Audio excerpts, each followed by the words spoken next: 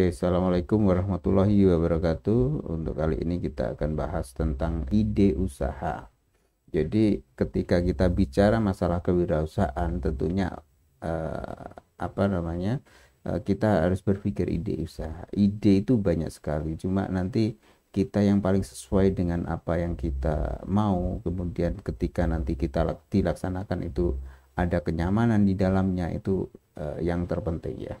Jadi kemarin kita sudah mencoba brainstorming, jadi Anda sudah mengeluarkan beberapa ide usaha yang dikumpulkan pada hari pertama.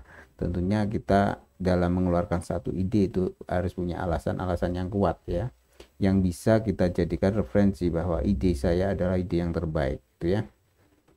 Jadi kita akan bahas tentang ide usaha.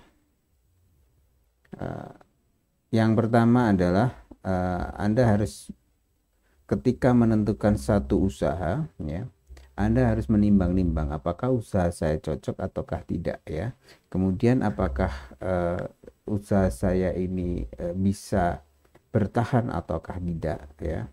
Ada beberapa analisis yang perlu Anda buat atau perlu Anda aplikasikan dalam penentuan ide usaha. Yang pertama, ketika kita punya ide, katakanlah kita punya menimbang-nimbang beberapa ide usaha ya, misalnya usaha kuliner ataukah usaha bidang jasa ya, itu coba ditimbang-timbang kelebihan dan kekurangannya seperti apa.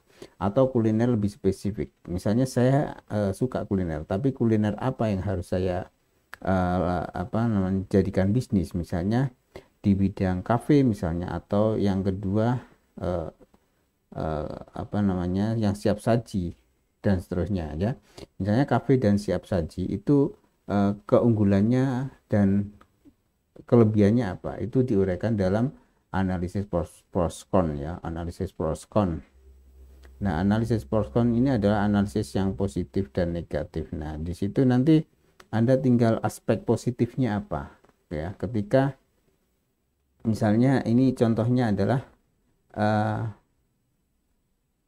analisis pros con untuk dua, katakanlah Anda mempunyai dua ide yang kira-kira sangat sesuai dengan bisnis Anda atau bisnis yang ingin Anda jalankan atau usaha yang Anda ingin jalankan. Yaitu pertama, saya suka sekali misalnya usaha keripik bayam. Saya terinspirasi bahwa keripik bayam itu sesuatu yang menarik menurut saya. Kemudian juga tapi saya pengen juga usaha kue bolu. Kue bolu ini saya kira dari sisi produk itu saya bisa menguasai. Kemudian pasarnya saya juga bisa bisa kita kuasai. Nah, ada dua jenis. Jadi misalnya ada beberapa ide usaha, yaitu nanti tinggal kita jajarkan aja usaha-usaha itu dalam analisis pros con. Nah, analisis pros con ini intinya adalah menimbang sisi positif dan negatif masing-masing usaha itu. Ya, misalnya positifnya apa?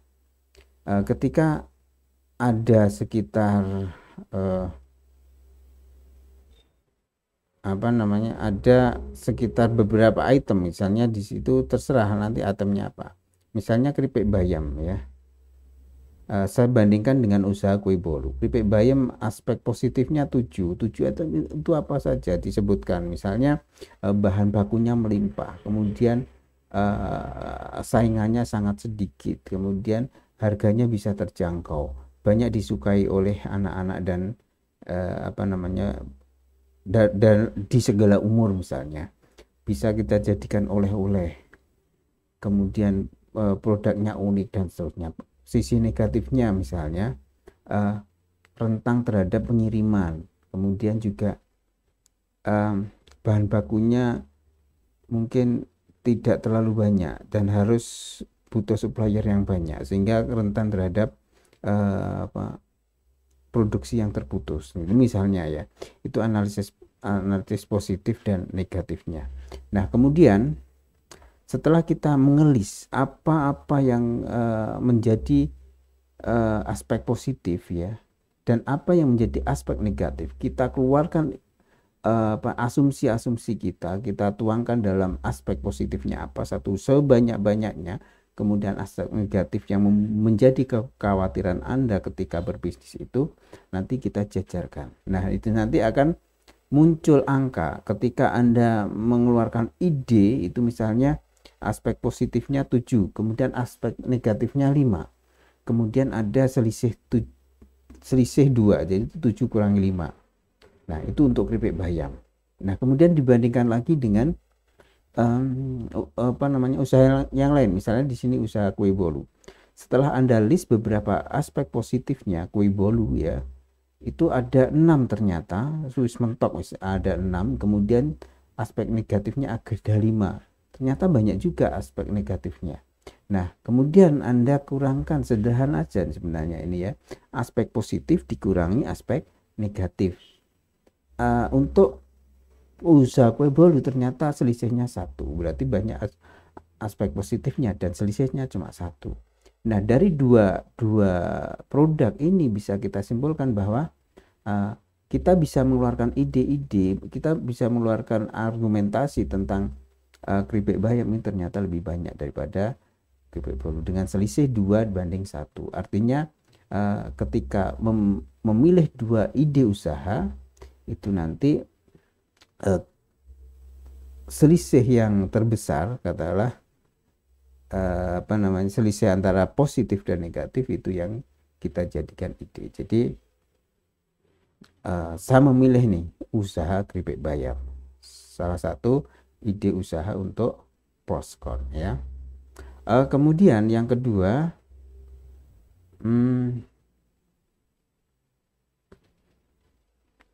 analisis SWOT ya. Ini ada beberapa analisis yang harus Anda buat ya. Analisis SWOT itu apa? Jadi ada di dalam internal pengusaha itu berupa strength, kekuatan kita, kemudian juga weakness ya. Kemudian dari sisi eksternal itu pengusaha di luar ada opportunities dan threat atau ancaman. Nah, itu juga Anda list. Kira-kira kekuatan dari dalam diri kita itu apa? Kemudian kelemahannya apa? Dari sisi eksternal itu nanti peluangnya apa dan ancamannya seperti apa? Ya, misalnya kita sudah tentukan nanti tadi ya tentang keripik bayam. Kekuatan dari dalam diri kita, saya menyukai tantangan, saya menyukai inovasi-inovasi yang baru, saya menyukai produk-produk yang tidak biasanya, menyukai keunikan,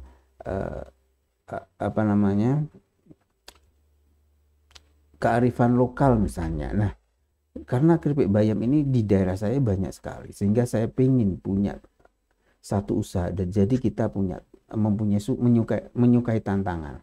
Kemudian weakness-nya, ternyata saya mudah bosan. Kemudian juga manajemen saya kurang bagus ya, pemasaran saya juga kurang bagus, ilmu pemasaran juga kurang bagus dan seterusnya. Itu weakness. Kemudian dari sisi eksternal tentang usaha, yang pertama peluangnya luar biasa. Ini belum ada di wilayah kita. Padahal sumber daya atau bahan baku melimpah di situ. Kemudian ancamannya, nah nanti ketika besar tentunya ada bahan baku yang sulit dicari. Kemudian sulit mencari tenaga kerja. Kemudian sulit untuk bersaing. Pengiriman jauh akan lebih rentan misalnya. Nah, itu adalah kondisi eksternal yang Anda coba menganalisis ya, atau misalnya Anda tulis satu persatu, nanti dianalisis. Kira-kira bisa nggak kita jalankan bisnis ini? Kalau misalnya strength-nya lebih kuat daripada weakness, kemudian opportunity lebih kuat dari itu, tentunya kita pertimbangkan untuk diteruskan. Ya. Kemudian yang ketiga, analisis pesaing ya, analisis pesaing. Analisis pesaing ini untuk mengetahui peta dari pesaing-pesaing kita itu seperti apa ya. Jadi ketika kita mau memulai usaha itu harus tahu dulu. Jangan kita selalu bangga terhadap produk kita tanpa memperhatikan pesaing-pesaing kita. Sehingga pesaing-pesaing kita ini bukan untuk istilahnya bukan untuk melawan ataupun apa istilahnya ya, yang negatif lah, tapi kita coba menganalisis pesaing-pesaing kita itu seperti apa ya, pesaing-pesaing kita itu seperti apa. Jadi kita coba analisis ya, pesaing satu misalnya, oh ternyata kelebihannya enak pesaing satu, kemudian kemasannya bagus, produknya diantar, pelayanannya cepat, itu kelebihannya. Ternyata juga tapi ada kekurangannya nih pesaing satu, harganya mahal, penjual tidak ramah, kemudian tidak menerima utang. Itu kelebihan atau kekurangan? Nah, terserah nanti ya, tergantung asumsi-asumsi kita masing-masing. Kemudian baru kita mengambil celahnya di situ. Rasanya enak, bolehlah setiap kita harus bangga terhadap rasa yang enak, itu wajib ya. Kemudian harganya mahal, coba kita turunkan dikit, bisa nggak masuk pada pasar itu. Rasanya enak, harganya relatif terjangkau, tidak mahal-mahal amat ya. Kemasannya bagus, kita juga melihat apa namanya, membuat kemasannya bagus. Kekurangannya penjualnya tidak mahal. Nah, itu yang kita perbaiki. Kita coba menjualnya agak ramah lah ya, untuk menutupi kekurangan pada pesaing pertama yang kita analisis tadi. Kemudian produk diantar, kita juga antar produknya. Kemudian kita tidak menerima utang, mungkin ini kelebihan atau kekurangan, nggak tahu. Yang jelas kita bisa tempo misalnya. Untuk grosir-grosir silahkan ngambil pembayaran bisa tempo 1 atau 2 hari atau 1 minggu dan seterusnya. Yang penting nanti kita harus benar-benar bertanggung jawab apa yang kita putuskan itu. Kalau misalnya ada piutang, kita harus punya schedule untuk menagih piutang itu. Kemudian ada pelayanan cepat. Oke lah, pelayanan cepat kita juga harus cepat dan seterusnya. Jadi nanti kita akan menemukan satu pola kita sendiri dengan menganalisis pesaing-pesaing kita itu tadi ya.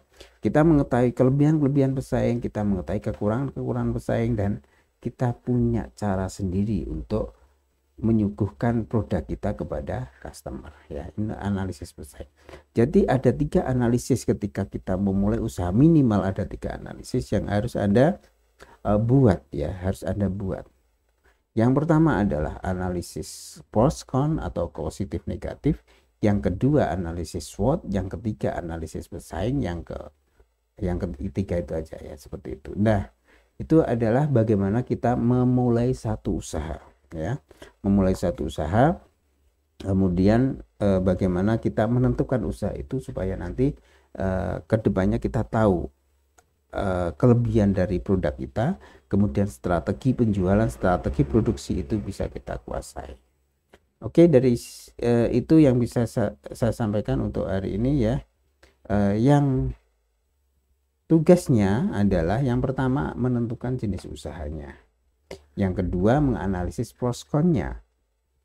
Pros con itu nanti harus ada pembandingnya ya, pembandingnya dari, atau misalnya pembanding dari produk kita dengan ketika kita punya minimal dua jenis usaha, kemudian dianalisis pros con-nya, setelah pros con analisis SWOT-nya, kemudian juga analisis pesaingnya sesuai dengan kolom yang di atas itu. Nanti saya share kolomnya, silahkan diisi